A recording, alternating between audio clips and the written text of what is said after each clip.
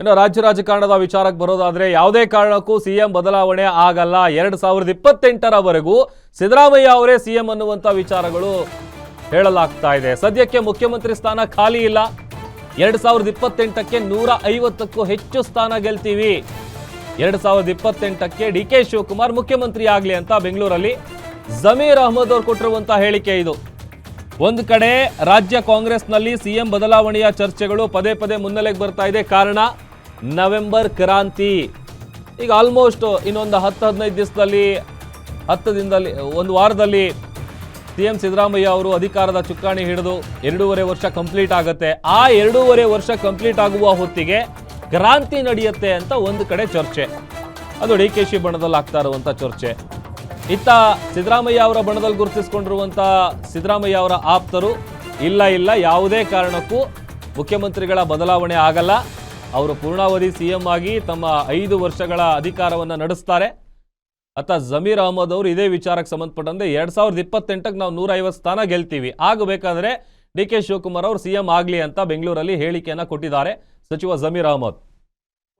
ನಮ್ಮ ಎಐಸಿಸಿ ಅಧ್ಯಕ್ಷ ಮನೆ ಮುಂದೆ ನಿಂತ್ಕೊಂಡು ಹೇಳ್ತಾ ಇದ್ದೀನಿ ನಾನು, ಈ 28ವರೆಗೂ ಸಿದ್ದರಾಮಯ್ಯ ಮುಖ್ಯಮಂತ್ರಿ ಕುರ್ಚಿ ಖಾಲಿ ಇಲ್ಲ. ಅದು ಖಾಲಿ ಇದ್ರೆ ತಾನೇ ಚರ್ಚೆ ಆಗ್ಬೇಕಾಗಿರೋದು.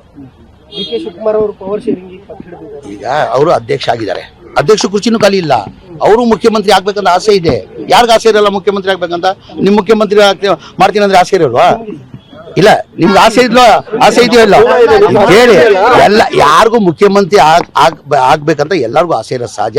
ಆ ಶಿವಕುಮಾರ್ಗೂ ಇದೆ, ಅವ್ರ ಅಭಿಮಾನಿಗಳು ಇದೆ. ನಾವು ಸಿದ್ದರಾಮಯ್ಯ ಆದ್ಮೇಲೆ 28 ಆದ್ಮೇಲೆ ಶಿವಕುಮಾರ್ ಮುಖ್ಯಮಂತ್ರಿ ಆಗ್ಬೇಕಂತ ನಾವು ಬಯಸ್ತೀವಿ. ಆಗ್ಬೇಕು. ಅವ್ರು ಪಕ್ಷ ದುಡಿದಿದ್ದಾರೆ, ಅವರು ಅಲ್ಲಿವರೆಗೂ ಇಲ್ಲ, ಶ್ರಮ ಪಟ್ಟಿದ್ದಾರೆ. ಅವರು ಖಾಲಿನೇ ಇಲ್ಲಲ್ಲ, ಖಾಲಿನೇ ಇಲ್ಲಲ್ಲ. 28ಅಲ್ಲೂ ಕಾಂಗ್ರೆಸ್ ಸರ್ಕಾರನೇ ಬರೋದು.